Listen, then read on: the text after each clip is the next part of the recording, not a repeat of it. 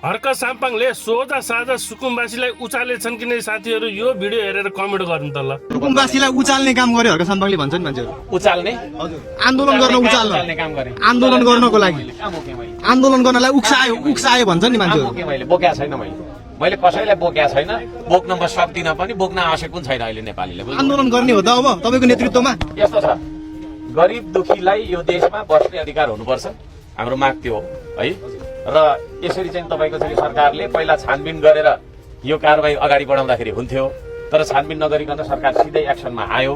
त्यो कुराप्रति हाम्रो आपत्ति हो। हिजो पनि थियो, आज पनि छ, भोलि पनि रहन्छ, सदा जुन स्थानमा आउनु भएको छ यहाँ अब पार्क बन्दैछ, सङ्घाउने काम भइराखेको छ। पार्क बन्दैछ।